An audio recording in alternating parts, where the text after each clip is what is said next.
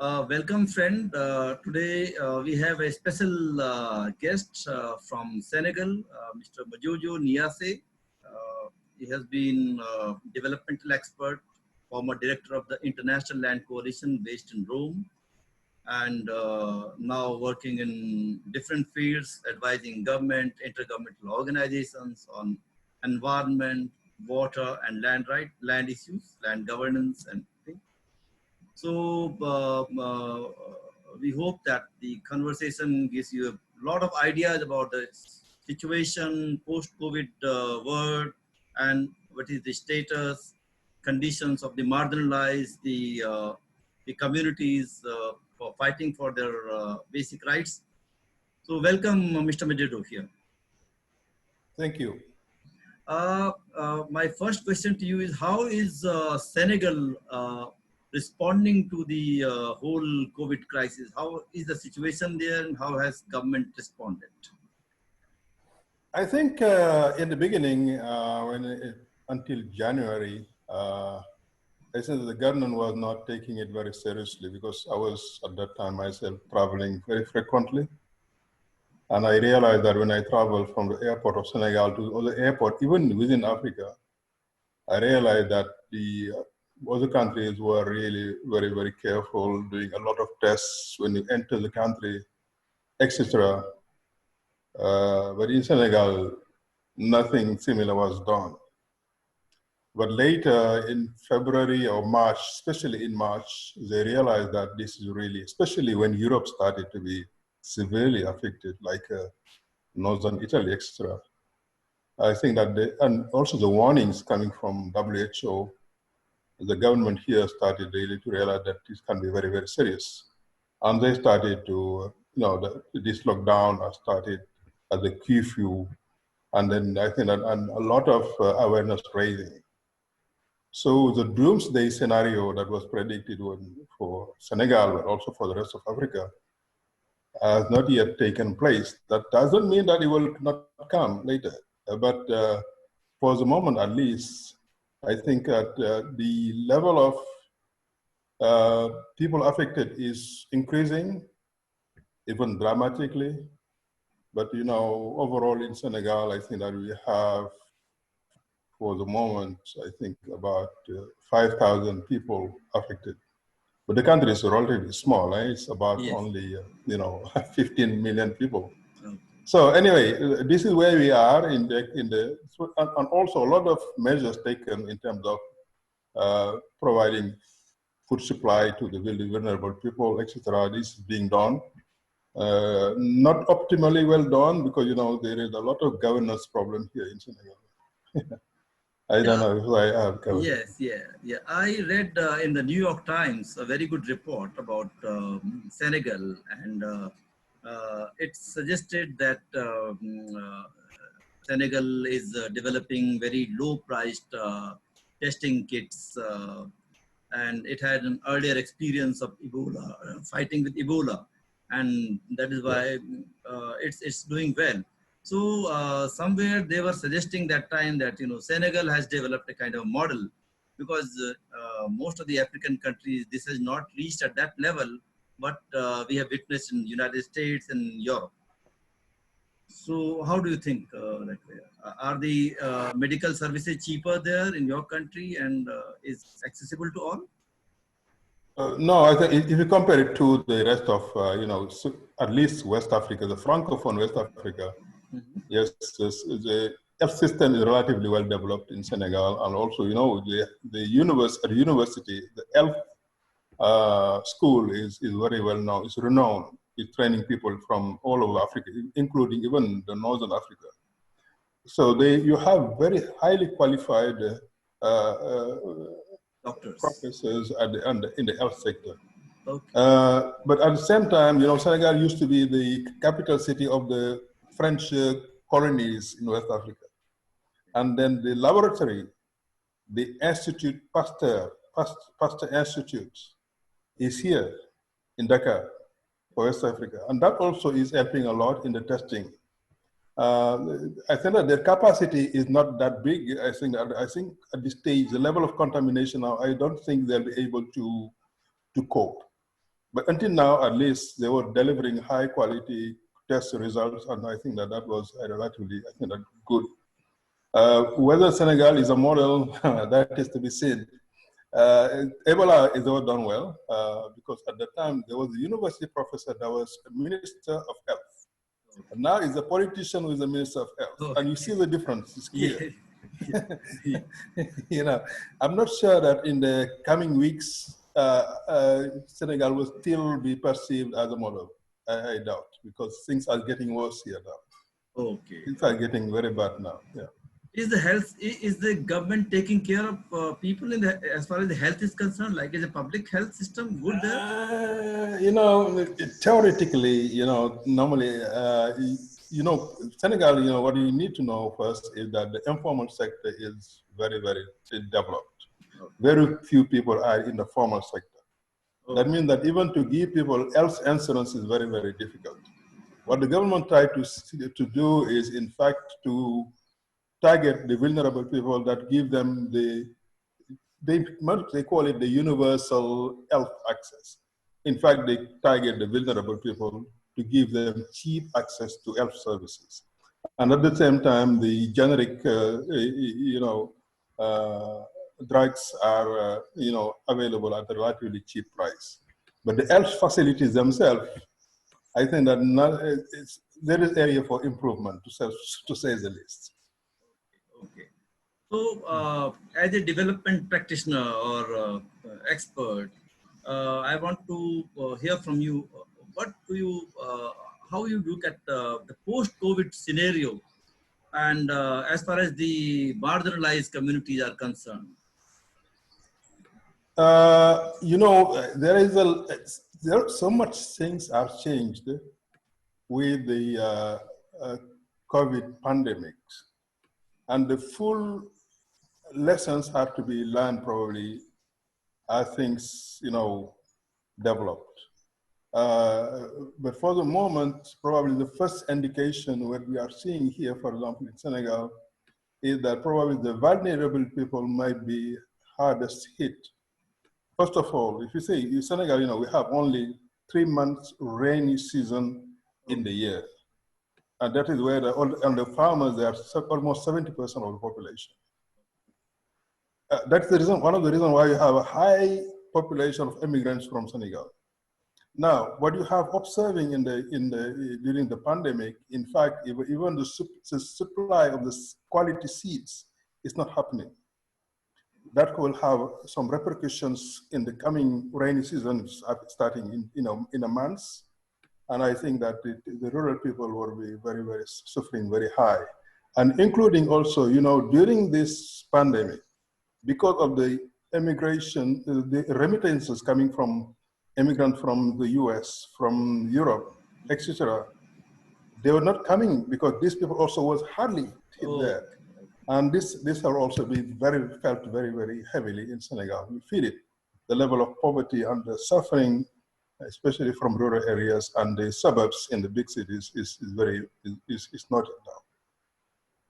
So have what happened in India and other part. In India, there was a heavy, very disturbing situation related to migration, which we call distress migration from the urban areas. Yeah. People wanting, because there is a whole crisis of governance, or maybe people are not trusting anyone. So they were so fearful. They wanted to go back home, whether walking thousands of kilometers, walking with children. Has that kind of thing happened in Senegal? No. Because even myself, I had difficulty understanding why it was happening in India. This distress migrants coming, they were going back home or something like that. Yeah, going back home. No. We did not see anything like that in Senegal. What was happening, you have rural migrations that is seasonal. Okay. When at the end of the rainy season, they go to urban areas, and they normally, at this period of the year, they return to the villages. That's the reason why, in fact, the fact that the government was preventing people to travel from a city to another, they lifted it to allow people to go back to their villages if they want. To start for the farming season, you know. that is what one of the problems what we had but not really a wave of people wanting to go back to the villages at all costs. We have not seen it here in Senegal. Yeah, because in India it was a heavy lockdown, very strict lockdown. There was no, even today there is no public transport. And so in the urban areas where the informal sector is used, these people had no job actually, because that was complete lockdown. And they were fearing, you know, the like fearing of an invisible enemy, the death.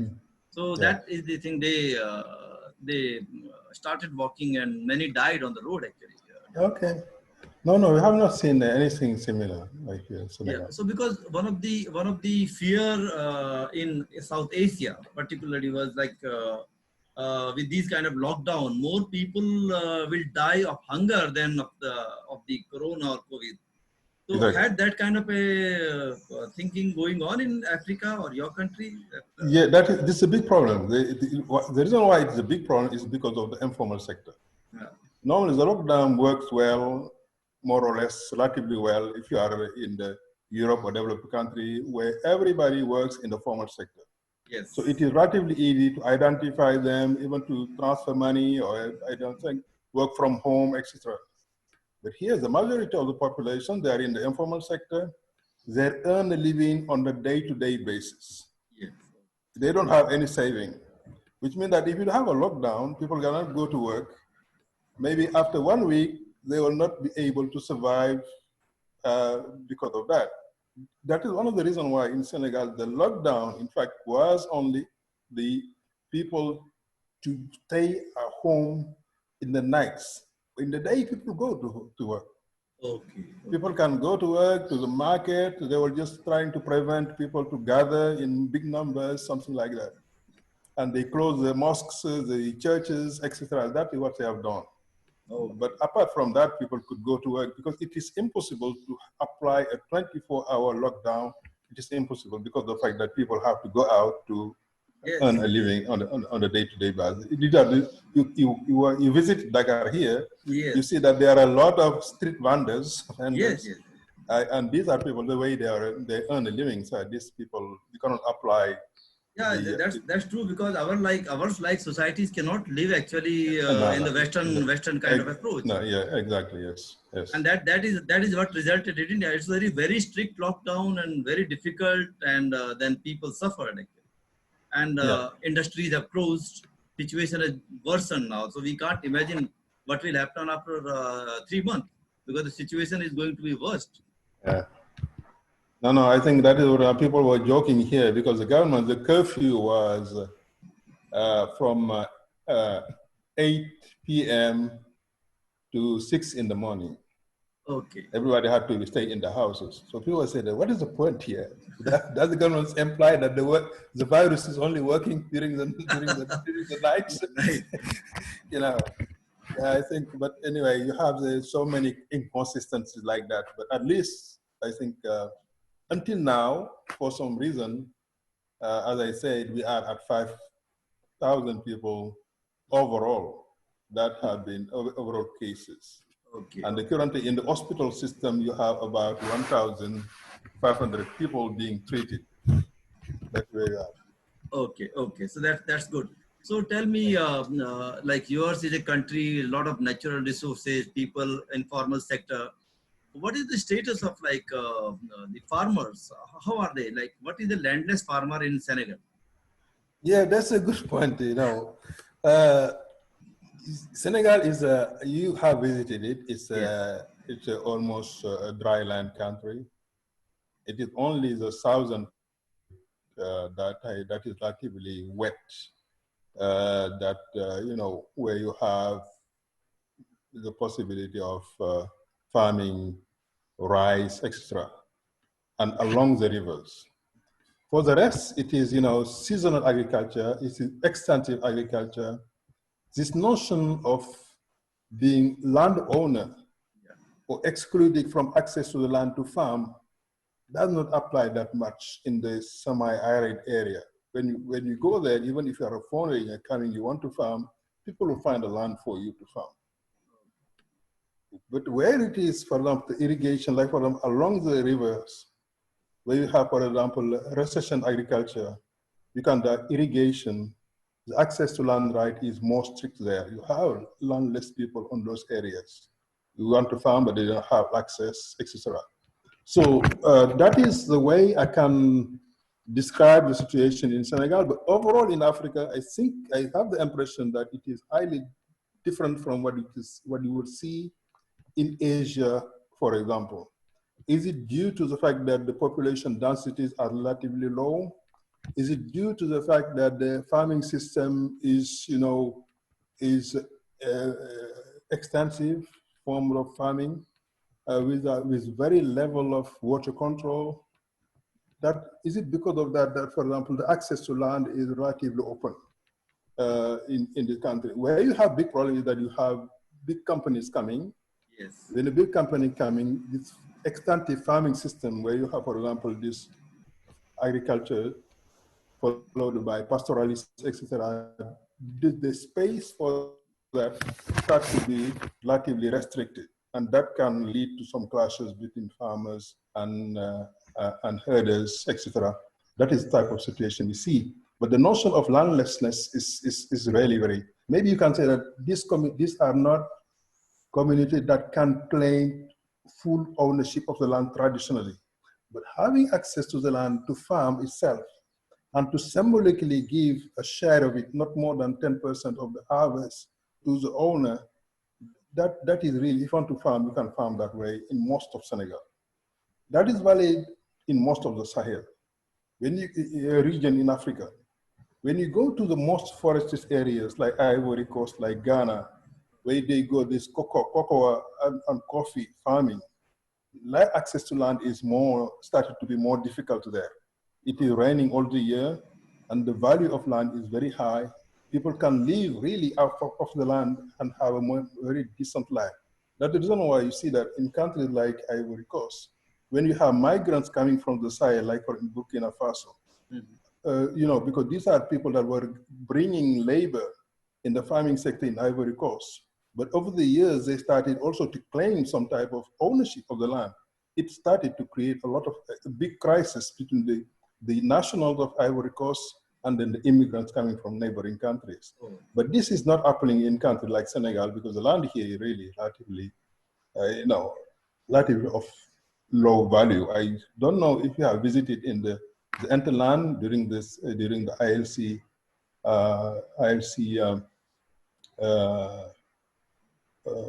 what do you call it? Forum here? Yeah. But it's very dry. Eh? Yeah. It's very dry. Yeah. So there are no categories of people like landless, semi-landless, or something like ownership thing here, or is it collective or something? Yeah, it's normally the land is okay. The way it works in Senegal is that normally the way land ownership emerges is that when people go to a non-own, the land have never been farmed, for example. Generally, people can be allowed by the king, tradition, etc., to go and settle. The land which is considered as the ownership of the tribe or the lineage group is where you can cut the trees, etc., start to farm.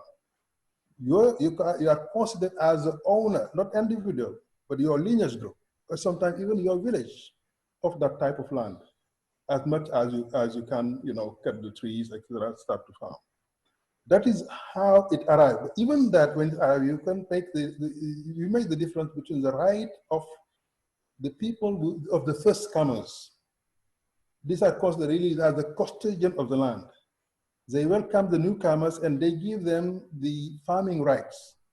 But the farming rights, when you are given a farming right, you start to farm the land. And even if you cut the trees, the owner of the land, custodian, cannot come and tell you to go. Oh. It cannot. That is the reason why, it is an overlapping, very legitimate type of rights. The other guy look like a custodian, really. And the person who have the farming right that is really what we consider as a really, it's most closer to the notion of ownership in the Western world, you know. Yeah. And then the owner of this farming right can allow seasonal farming right to others through sharecropping, etc., etc. That is the way, the hierarchy of rights. What makes more complicated, again, as I mentioned to you, the farming season is 3 to 4 months. Yeah, 3 to 4. After the harvest, then the herders come with their animals. But the owner of the land cannot prevent them to come there. Yes. Because they also have their own right to the same land. Yeah. You know, over the year, the right they replace each other on the same farm, on the same type of land. This is the traditional way, really, the land is used in this. So there is no conflict between them. No conflict among them. There is no conflict among them. Generally, they need each other because when the herders come with the manure, etc., that also can give fertilizers to the land. Yeah. that is where they need each other. In fact, it's very good actually, because normally what is happening in other part of the world, basically countries like India, where these pastoralist rights are not much acknowledged actually. Is that because of the individual rights superseding everything, and every area, so there is no specific category for them. And then you know, like when a district changes or a municipality changes, village boundary changes, so it's always the other boundary. So there is a conflict sometimes. So, conflict, yes. No, I should say that the conflicts also take place because, you know, what is happening also is that the traditional system, it works well as long as everything is traditional. That means that as a system, as I've described to you now, like the type of rights, the custodian, the farming rights, and the seasonal rights, it is respected, and also the seasonal use of the central land, that as long as that is respected, the traditional system works well. But traditionally, what I should mention also is that because they were not using also very sophisticated fertilizers, and the soil is not rich, when a village settled in the place for about 20 years or so, they have to move to another area and leave the former place as a fallow. They move to another place, and that with the new village, they will stay there for 20 years or so, because they have enough land and very few population to do that. And now that is no longer possible because the population is really increasing very dramatically. At the same period, also the level of the size of the herds, animals are reached also level that is unprecedented. So the pressure on the land started to be higher, and the traditional way of using the land starting to show some of these limitations. That is where you have, for example, some conflicts taking place. And even of the conflict, where the conflict are taking place, the traditional mechanism of conflict resolution are no longer working also, because of the fact that traditional authorities have been destroyed by the new modern state, etc. So that is where you have, for example, a crisis of governance in some cases. Really. So this will always happen because where there is a traditional system and the modern governance system, and this clash always happens, because sometimes when we start a modern system of so-called democratic structure, which is basically individual based, and the traditional system is mostly communitarian based, or the collective spirit. So does it clash here in your country? Yes, absolutely. I think there is a clash which is clear, and in Africa in general, you make the difference between the French and the British system approach. It's very different. The French, they wanted to destroy all the customary and replace it with something else, because this is what they call the civilization mission. But the British, they more respected the customary systems. Yes. So that's why you see that the customary system of managing the land, etc., in Ghana has resisted better than in Senegal or Ivory Coast, because here, in fact, the colonial power started to replace them with the modern, what they call the modern secularization. Exactly. That will be, they are building the state, modern state, from the top to the bottom. That means they have the president of the country, and the governors, and they have the et cetera, et cetera. And that is why the deployment of it. And the grassroots systems did not die. In fact, especially the village authorities are there, the customary system are still there. That is even pushing some people to say that, you know, it's a country like Senegal and others, you should make the difference between the legal country, that is the country which is based on the law, modern law, etc. You can read that, it seems to be very fine functioning. And then you have the real country. They oppose the legal and real countries. Yeah, the legal and real where country. you have the customary system. Yes. Exactly.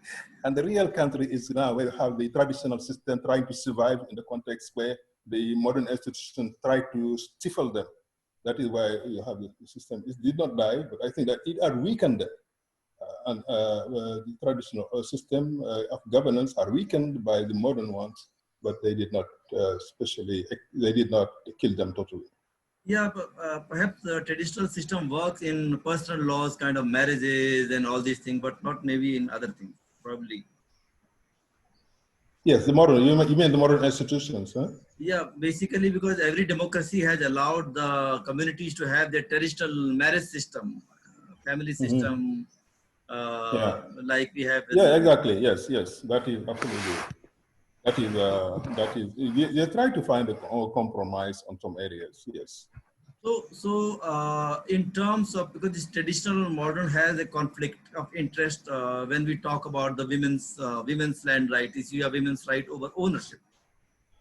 Yes. Okay, that's it. This is a quite like in your country also. There will be women's and who would be like. What is their status and how do you think, like whether the traditional system come in conflict with the modern when they exert their land rights or property rights? Are there enough cases related to women's owning land or property? Normally, I think, you know, normally in the traditional system, the land is managed by the lineage, the chief of the lineage. Yes. It's true that the chief of the lineage, in many areas, the chief of the lineage is a man who's manager of land, but on behalf of the entire lineage group. Okay. Now, in the modern system, when they come and they do, for example, the census, they have to record the people, and they mention generally the head of the household. Yes. Up to the man. And they consider that the head of the household, because they consider the head of the household and the land asset, they consider him as an owner. In fact, he's not in the traditional system. He's not the owner. He's just the custodian. He's just a trustee, basically. He's a trustee, exactly. That is the way it works. Now, it is true that if you look at the statistics on the basis of what the modern system is calling what the landowners, the proportion of land being owned by women is very, very, very, very limited. There are the traditional system, but also you have, I think that it was reinforced even by the inheritance system in the Islamic system, because, you know, in the Islamic system, generally, you know, women in many cases, they inherit half of what the man is receiving. That is also is not making them in a very favorable situation. So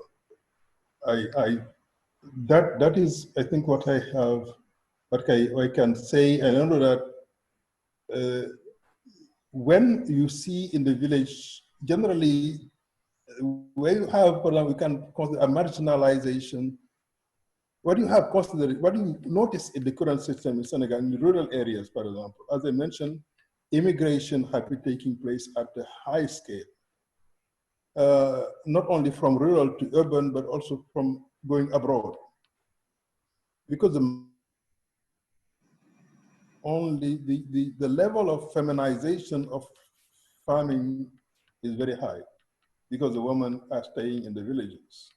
But still now, the land is still recorded at the name of men. That's what we said. You see the disconnect between the people who are providing the labor, predominantly women, and the people who are recognized as holders of the land, title holders or land holders, and that happen to be mostly men. There is a disconnect there. Is there any, do you think, do you see any changes coming, or women's rights groups standing up and speaking? Yeah, I think myself, I think I've worked, I work on that in part of my life. But the real challenge really is how do we at the village level, as I mentioned, if you want the land to farm, they will give you land. Whether you are a woman, you are a man, you are a foreigner, etc., they will give you a piece of land to farm.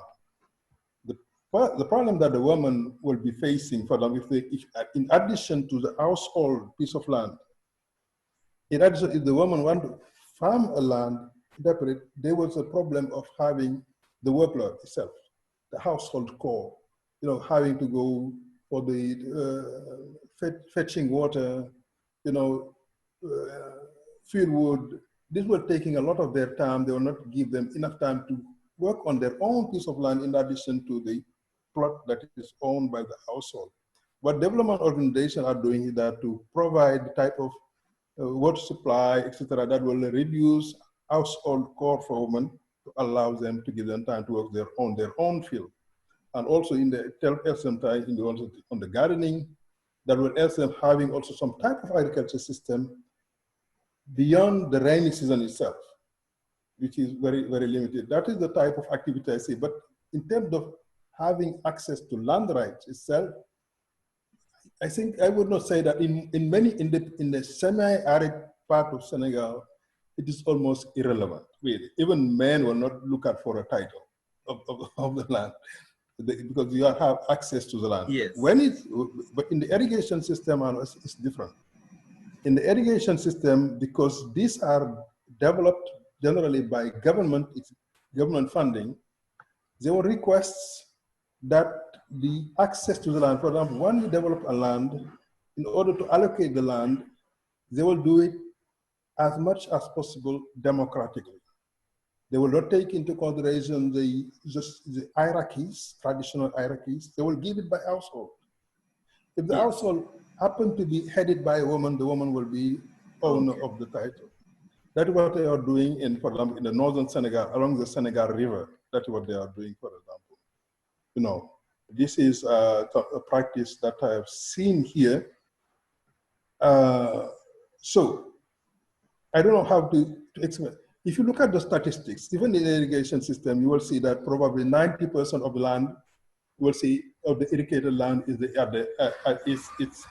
being on the name of men, and 10% or something the women, because these women are acquires land predominantly because they are head of household. Head of household, yes. As household. But what is interesting is that where land transactions are allowed, or even if they are not allowed to take place, because when the land sales, yes, you will see, because if you get the money, you can buy land. You will see that an increasing number of women acquire land through that process. Because they have the money, or by various other means, they can buy the land at their own name. That is taking place at the irrigation plots, but not in the areas where it is predominantly rain-fed agriculture. So, actually, there is a lot of debate when it comes to many times when we work with the community, particularly the identity issue become very important, like race issue in India with the caste issue, the Adivasi has the issue, and when we speak about man-woman relationship from a very external tradition or a very see, if I say I'm a feminist. So obviously the communities feel that this is an outside attempt to divide us.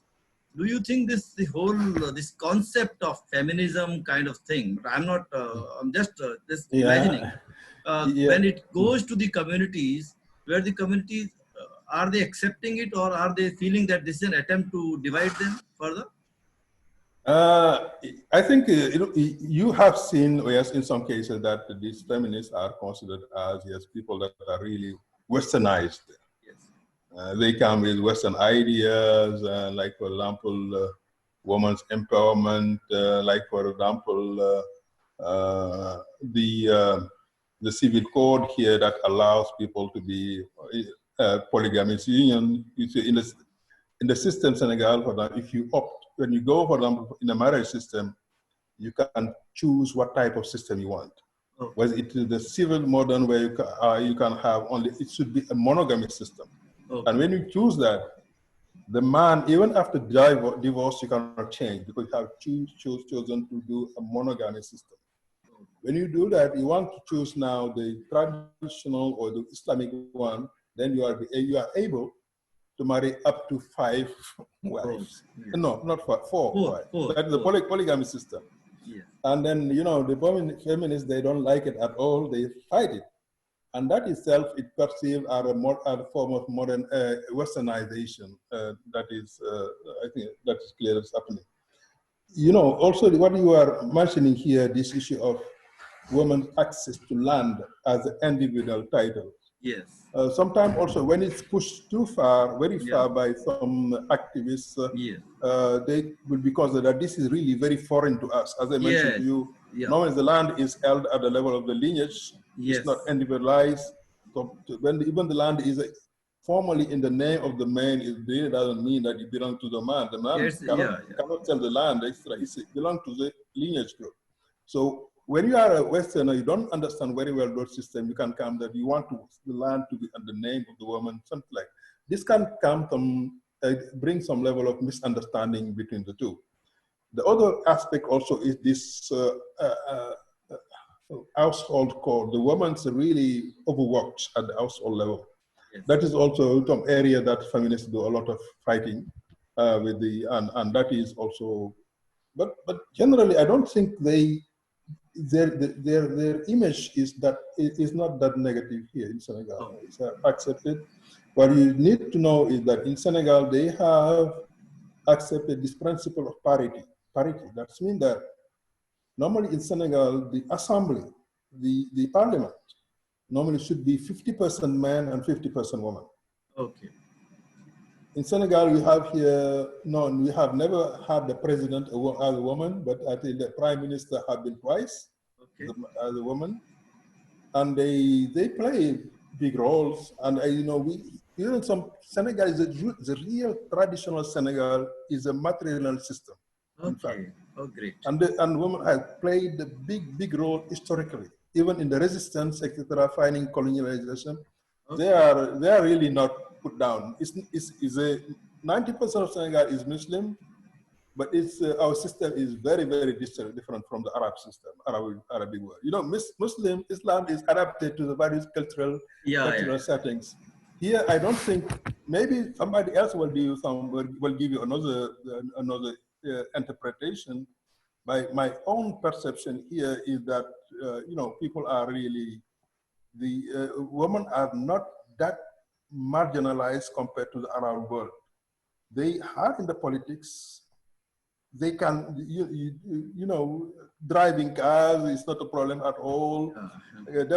Creating their enterprise themselves, their businesses at rural or urban areas.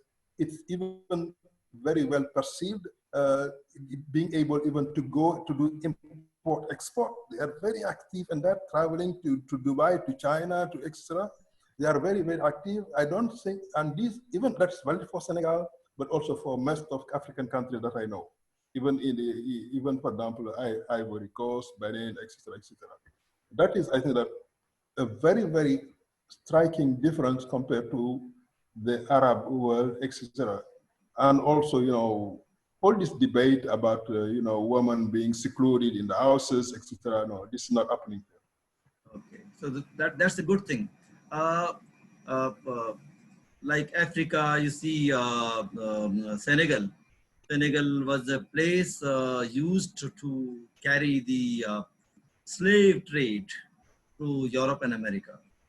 And we visited that Gori Island, and I was actually very, it is so shocking and painful actually. I also realized, coming from that country, and now this whole debate going around the world about the race relationship.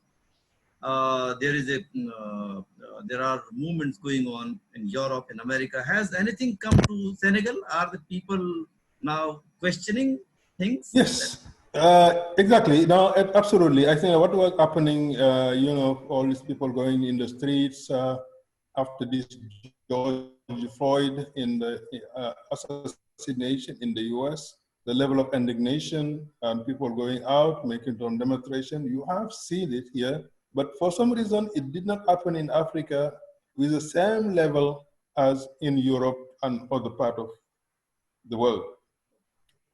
In Senegal, you have a number of activist groups, NGOs, etc. They went to the street. The government, the ruling party coalition, they also went to the US embassy to also, you know, complain and to read their complaint before the ambassador himself. This is a, but you know, at African Union level also they make some statement, but we did not see a social, you know, a citizen movement. Okay. We did not see that in Africa. People were still asking why that is the case. I think one of the reasons probably is really that um, it is happening in the period of a curfew, and the government has forbidden all this gathering for more than 10 people. That is one. I think also that the level of political conscientiousness is relatively limited also. Because many of the people, they really don't engage yet in this battle of, for example, rehabilitation of Black people, dignity, international. It still is considered as a very remote issue from a layman perspective. But the educated intellect, etc., they are engaged in these things, etc. But that is the reason why we did not see really a very, very big mobilization of the citizens in Senegal. We did not see that either in other African countries. But countries like Ghana are actually inviting people. I think the Ghanaian Prime Minister or President has said that they would welcome Africans who want to return to their country. Yes, yes, they have started it. Even in Ghana, they have started it even before. I visited Accra a year ago. I visited even this. You know, there is in the Cape Coast of Ghana, there are also like Gore, but even bigger than Gore, the castle where the slave were tried it out. So I think in Ghana also they recognize that many of the African Americans originate from that. They have been, you know, taken from Africa, but through these harbors that was in the coast of Ghana and etc. So the current regime in Ghana say that they call it either the big return or something like that. They allow them to come easily to spend time, and many African Americans were also started to respond to that call. When I visited Ghana itself, they started to come and to visit in big numbers. And because of that, I think that the government of Ghana could not really stay silent. That is why they had to say something. And I think that they come very bold in making a big statement in this situation. But we did not really see a very huge African, you know, reaction. And unfortunately, another aspect I should mention is that probably they are weak politically. They did not want to anger an unpredictable person like Trump. That's clear. That element is there. It's there. Has slavery ended in Africa, or there are some part, particularly in Western Africa, still have those? Yes, yes, it is. I think it is. It is there. It is there. Even in Senegal, you go to some villages. There are some people, a community can be. They're considered as traditionally slaves. Oh. they are traditional slaves. The slavery system was there in a tradition in many African countries, and it's still very prevalent in countries like in Mauritania. Yeah, that's what I heard. Yeah. In Mauritania, so it's just close to Senegal. Okay. And but I think the fact that to consider people like their ownership, Yes. that has ended. But people are still, you know, because they are marginalized, something like that, because they are traditionally they are descendants of slaves. And one of the reasons I should say also about slavery, you mentioned Gori, etc. I think that the reason why people generally they don't talk a lot about it, because they had a role, they played a role in it. Our ancestors were also guilty, in fact. The Europeans were not coming and go to see They the knew slave. about. Absolutely. I think they were existing. It was existing. That's why they used it. Exactly. It's also our responsibility. Huh? Go ahead. Yeah. So, as you say that it is our responsibility also. That means that the internal. When we are saying about slavery, we are just talking in terms of white and black, and not in terms of our own feudal laws. Absolutely. It's even in the feudal system. In the feudal system, you had the slavery system. Yes. But when the Europeans came, in fact, what was happening is that generally when the different kingdoms, they were fighting each other, the winner will take slaves, but will take them, of course, they are slaves within their own countries. It was just a system of domination. For example, when you farm, you just part of it you will have to pay. You will pay taxes, something like that. But when the Europeans come, during the fightings, the winner will take the slave but sell them to the Europeans. You see, that is why the kingdoms of Africa were doing the role. The Europeans were not going in the countryside in order to look for because they were provided actually all the hotcakes. They were just in the coast. Yes. But the Africans themselves, they were fighting a lot of infighting, and then they were saying to people, you know, we were unlucky that when the Europeans come in contact in Africa, the nation state building was still in process. Yeah, in the process. And with the various infighting within tribes, if you were alone, that will end up with the country as big as India or China. Yes. You see? Yeah. But unfortunately, when the Europeans come, everything, that process was really stopped and led to what we have seen today, 54 countries, very small countries, very weak countries. So, but you know, once we talk about slavery and this is the dangerous part, because if it has to end in Europe and America, it has to end in Africa also. Yes, I think that's a good point. But the question is, if you take, for example, a country like in Senegal, you come and say that, okay, Senegal, there is some practices of slavery in Senegal, in some villages, etc. The government say that I want to end it. What do you want to do? Because it's ended. The law has ended it. Okay. And it's totally illegal to do that. And nobody will accept it. So it's ended here. Okay, but technically now, ended. Technically it's ended, but it's the mind of the people sometimes also. You know. So like we have the caste system in India, which is exactly constitutionally ended, but practice is going on.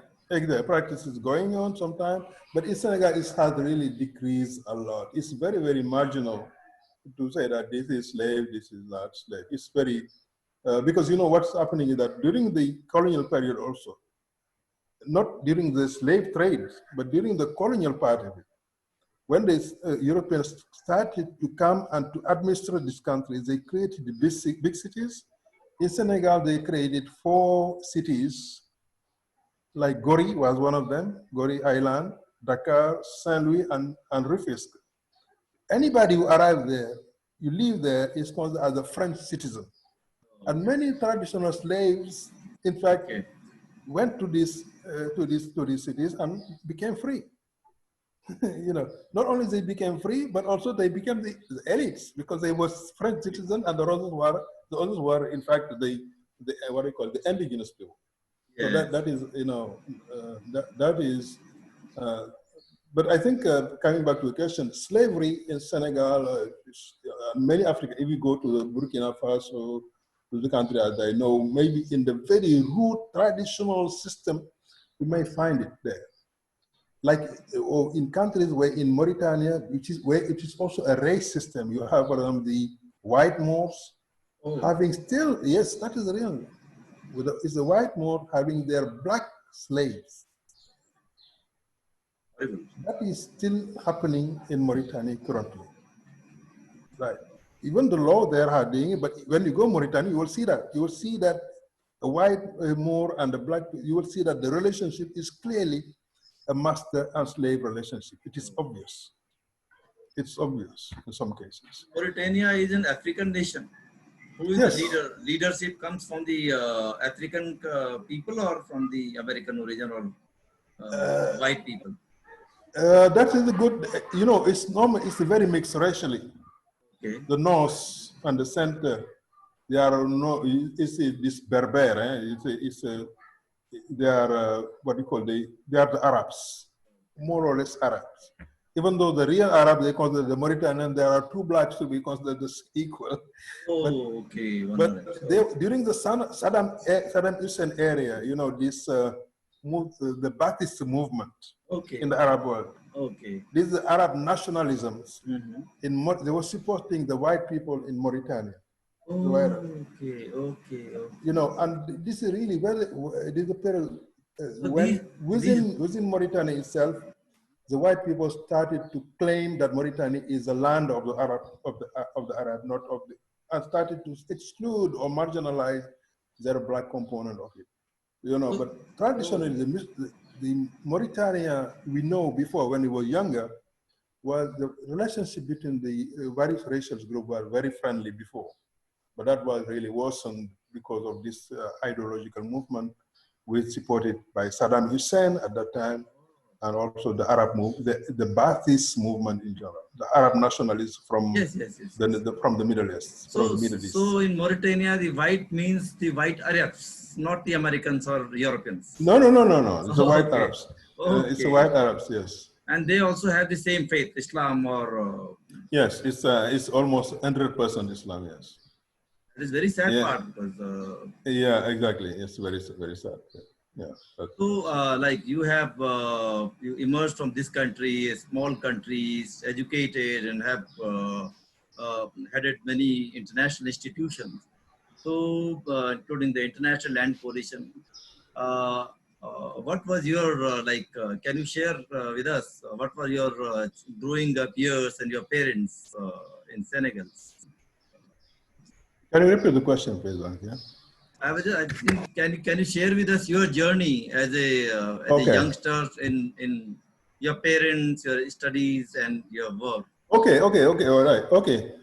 Oh, myself, you can consider people like me as a miracle, the type of career we have done, because I'm coming from a very remote Senegalese village.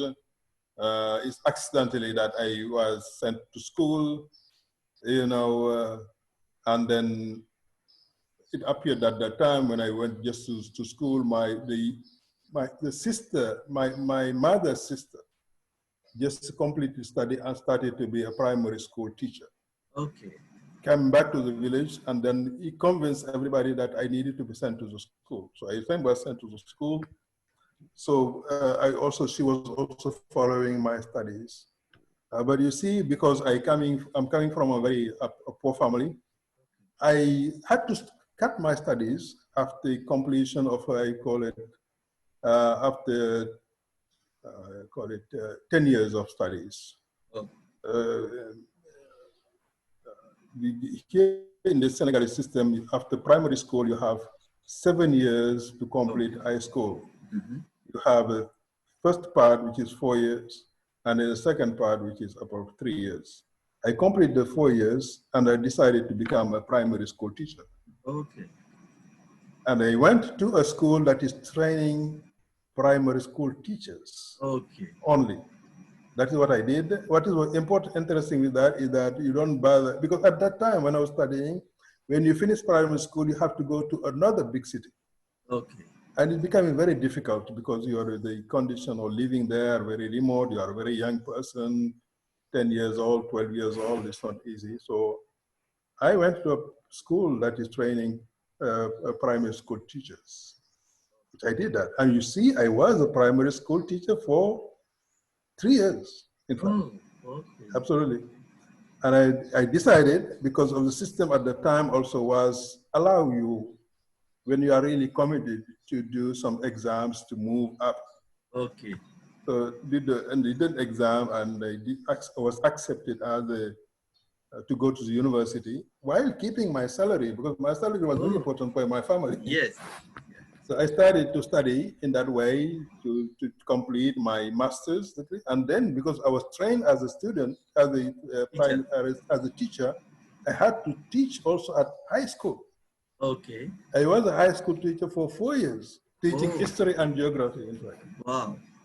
Before doing the doctorate and then international career. So that is, would mean that I call it as a miracle because it's not as easy at all. It's not like you do your study, Yes. you know, up to the university, you do your master's and a doctorate. No, it's a very, that's why it's a great journey. Yeah. So you hail from the indigenous communities there? No. I'm from a Wolof, which Wolof is a dominant ethnic group. Also, Senegal is a majority in fact. Okay, so after completing your thing, you have like joined many international organizations and traveled across, and that I wanted to see like now this debate is going on. So I want to see there are very few people at the higher level from the African countries in these big institutions. In fact, I was reading an article today published in a UK journal, where they are claiming now when we say the Black Lives Matter, we need to now give representation, just don't say it, but we need to give them representation at the highest level, because we have enough people who can be placed in these institutions and universities and colleges. It's not that I write about you, but you write about yourself. So that, have you faced this? Did you see this thing, whether there are enough people or not enough people, or any kind of a reluctance? Yes, I think it's a double-sided sword, I think. Yeah. I think it is clear that the level of injustice is very well noted now, and I think, and what is very encouraging now is that it used to be a black problem only. Yes. Even in the US, when the people are going to the streets and having demonstration, they were black, but now they are predominantly young white people. Yeah, that is very encouraging sign. But now, this issue of, for example, because of that, you need to give more high-level position to black people. You know, it can be also a problem, because if you are not there, if you don't deliver, if they don't deliver, also, I say it will be some. Blame for that failure. Yeah, exactly. It will be some additional weapons for the white supremacists. Oh. So I think that is the reason why what is important, in fact, is to give them access to good education. If they have the chance for good education from the primary school up to the university, and if access to Ivy League is only a financial issues, then you can support that.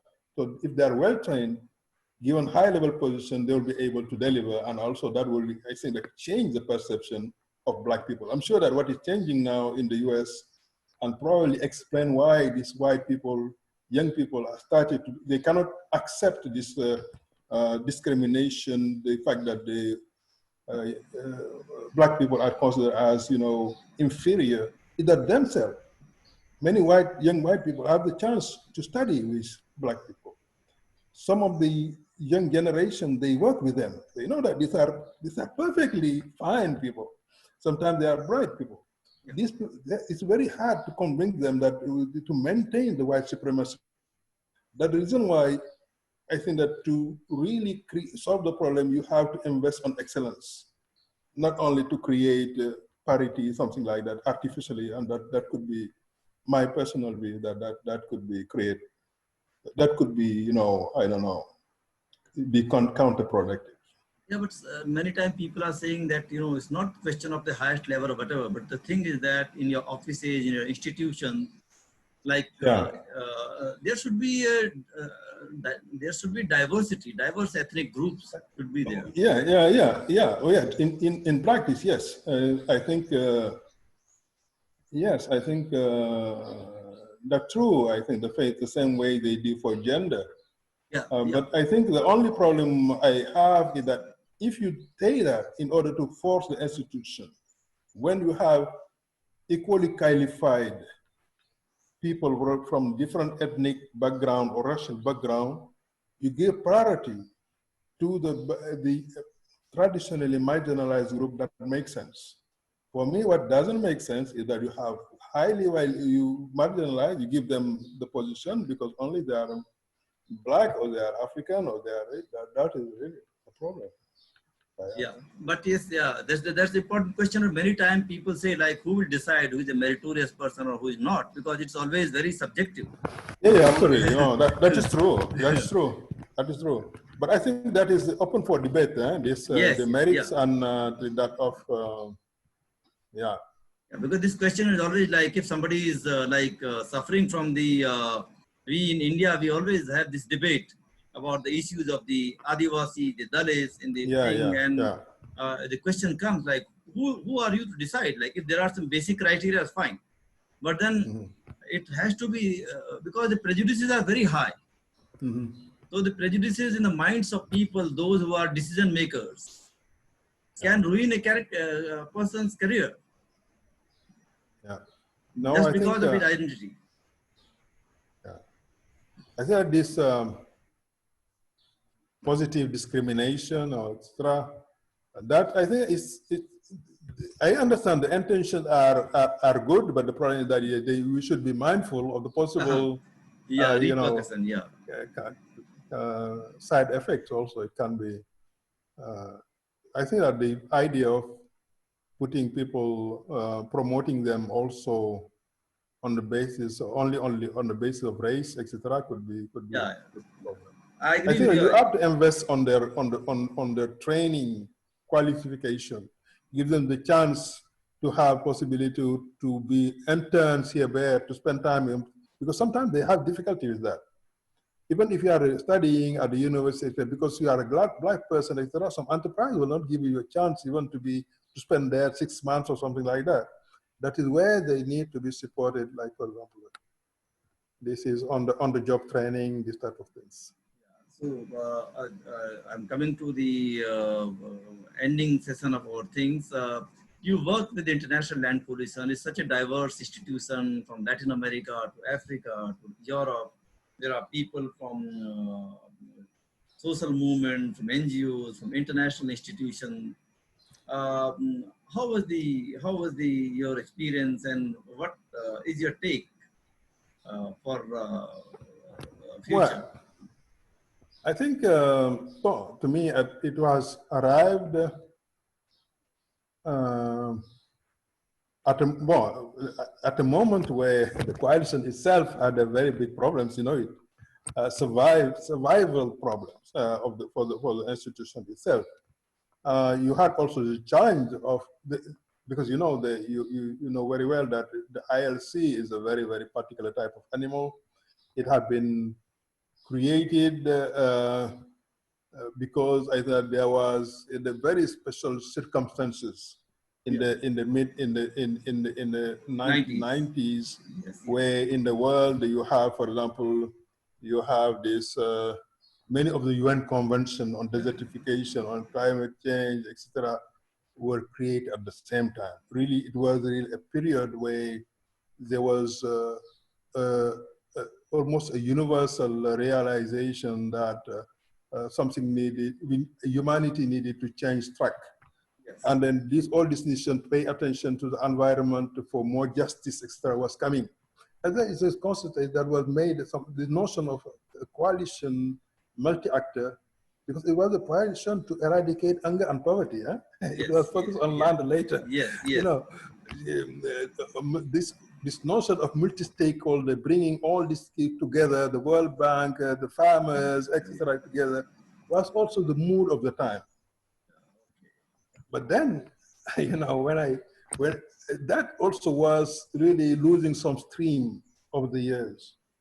And when I was hired by ILC was really in difficulties. Even some members was questioning why what they are doing there still, the funding was no longer coming, etc., etc., etc. So, and then you needed also to give some sense, so the members, why, give them some reason to continue to engage. That was, for example, I would say that a challenge itself.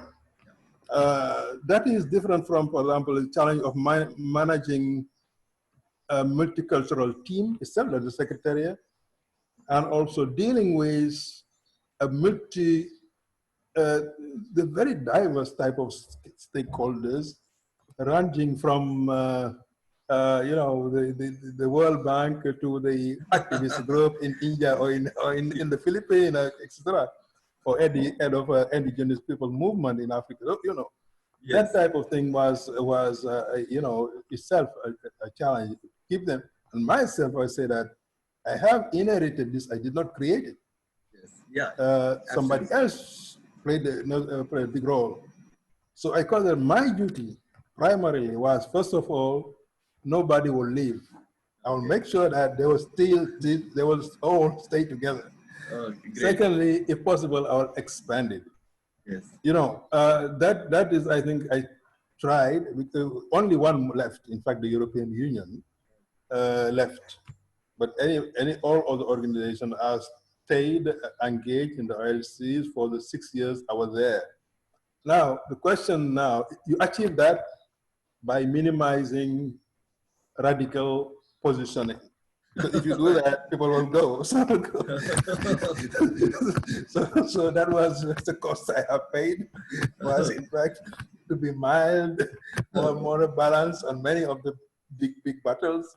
Because I know, I was clear that, you know, that if the European Union left, but if another big organization, was it a donor organization, funding organization, even a farm social movement left at the time, the end of ILC, because many people were questioning, what are we doing there? So I tried to be really to be a consensus builder, you know, and that is really the nature of my engagement. That is why also when I completed my term, I was explaining, I don't know what you are there, that at the end, what my job was say that you see in traditional, when the people are trying to compete by having a spoon and the egg on top of the spoon, and then you start to run as fast as possible by having the egg. You remember that game? You have a spoon and the egg on top of it, but you try to move to run as fast as possible. For me, the egg was ILC.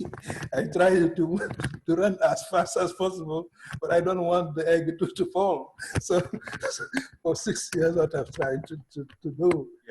So that is the why I was just trying to avoid some big crisis. But I was hoping that when I was left, it was a bit more solid, and then could allow more room for more radical engagement on some areas. And I don't know, that is what I think I've done. Now, I think I look at it as a very, very useful experience. I had met wonderful people from all continents. I have visited also. I have learned a lot, in fact, including even in India, when I visited in the south, and then visited this indigenous people in the Rohini area. You know, when I see these indigenous people, when they see me being of the same color like us, and like me, they were really impressed they were considered me as a parent of them. As, you know, I had the same in the Philippines. I think I have learned a lot in many regions, and the team I have also in Rome. And also, these are really very, very good people. They have been, we are really a very good team. Everybody collaborated. So overall, I consider that it was a very, very good experience for me personally. Oh, that's great. Definitely, the team is very good, and actually, they started and they do a lot of work. So before I conclude this, I want concrete suggestion from you, because we are facing a very strong crisis now world over, where both privatization and eviction are growing by authoritarian government everywhere in the name of emergency powers. So many times, as you say, there are like international organizations also are in a kind of adjustment mode. You have to do a shuttle kind of a compromise, leave the issue. How important is, and I'm not please don't speak from an international observer. You have spoken about Senegal. This time I'm looking from an international viewpoint. How important is land reform essential, whether the issue is relevant or it has become irrelevant in the post-COVID situation?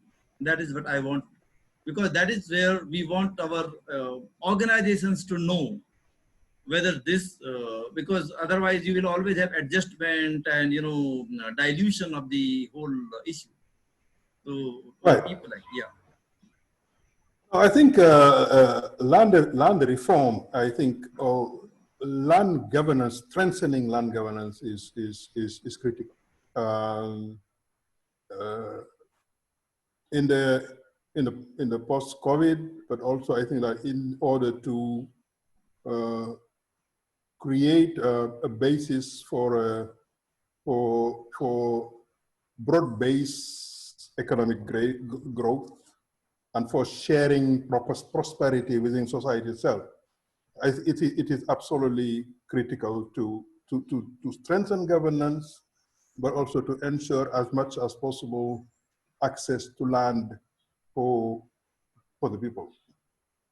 That, to me, that is absolutely important in many countries. And people were saying that, even myself, constantly, I was so fascinated by China. Why? People were asking me, because of the fact what China was achieved in the area of giving land to the people. Because I think I considered that that was really one of the critical elements that was triggered what we are seeing today. And this is something that is not happening yet. To me, you address land reform, I think, from two perspectives. One is, in fact, to correct injustices. Yes, that is where the land had been allocated in the very skewed manner, in the egalitarian manner already. And you know that if that continues, the society will be, going to the wall. That would be to a crash in the society. That is, land reform makes sense. That is where it can become a redistributive land reform, because you take that, you allocate it more equitably. Now, and that is the other perspective, which is one I see in many African countries, is that if the notion of redistribution, there is a presumption that it has been already inequitably acquired. As I mentioned to you, it's open, etc. What you have to do in our countries is to use the land, sometimes to regularize the type of right that people have, but it's not recognized by the law. It's a customary. It's not recognized, but we give more power, more strength to the existing law, so that people will be more encouraged to invest the land. The land could be an engine for the development, for the growth, for economic expansion. So people were very reluctant to invest in the land, to develop it, because the type of land, the right they have, is weak, because it's not recognized by the formal institutions, etc., etc. So I see those two perspectives on land reform. The one is that to correct injustice. The other one is that to strengthen existing right, which has sometimes the right to land by the people, by the community, so that the community can engage, can use the land in a more efficient manner for the future. I think that for the two parts, I think that it is extremely critical in order to create resilient societies. Yeah, because what is happening is also a lot of eviction. I've heard from Kenya, also in some part of India, that authorities are asking indigenous people and government are also thinking that more land they acquire in the name of land bank, so they can give it to the private companies, and so that kind of. Okay. I think we should also talk about moratorium on all these things for the certain period. Yes, but I think okay, but that's a good question because you did not ask me what I'm doing now. Yeah. I spend a lot of time also advising a government, and one of my mission was in Guinea. I was mobilized by the United Nations Economic Commission for Africa, their Center for Land for the Center for African Land Policy, and the government of Guinea was asking for support in order to have a framework, in fact, to guide investment in the land. Now, you see those countries, the endowment in natural land is extremely important. To me, it doesn't make sense for this country also to stay poor, to import so much quantities of food from Asia, from etc. That does not make sense. You have to do something about that. I think that is the reason why, to me, it is critically important that you create the condition for mobilizing investment. The question is that currently in Kenya, around that example you had mentioned, in Ethiopia, you see it also. In many countries, they say that they consider that the only investment that can take the agriculture sector forward is foreign investment. It's large-scale foreign investment. That's a big mistake. When I advise, I would say, no, but there is the potential here in the country. They're the farmers themselves. As I mentioned to you, if you strengthen the type of land right they have, they will be more willing to invest in their own land. Yeah, maybe. And even if you exhaust that, you have the Guinean diaspora. Yes. They're everywhere. They are rich. They are also invested in land, even supporting also their local communities here. And they cannot do that prominently because of the fact that it's a very loose land tenure system that they have. When you strengthen land right, it is critically important. The revolution in the agriculture sector will come from the type of land reform you are set in place. But the type of land needs to be not a land reform to stay status quo. And that's the reason why probably that I'm making a digression here to mention also what I think the social movement activist group, what they need to do, what they call as a step forward. Yes. It's extremely good to fight for people to have access to the land. Yeah. But access to the land is not the end of the battle. Yeah, it's the starting point. Yes, yes, absolutely. That is where I think, to me, I call that totally unacceptable that the Africa with huge resources they have, it is land, it is water, etc., etc. We are still importing so much quantities of food coming from abroad, etc. You have to stop that. And in order to do that, you have to set in place a very innovative type of system. Yes, maybe farmers collective, maybe collective of the indigenous people, develop them and give them support, rather than giving the natural resources to the private owners. It will be a new kind of slavery then. Right. They will come from outside and take all resources without paying your taxes. Yeah. And so that's the thing. So what you're saying, the innovative ideas. Yeah, but to me, even indigenous people, the way I see it, it will depend on what type of indigenous people we are talking about. We have some indigenous, what we consider really, because in Africa, first of all, many people say that we are all indigenous, and that's why many,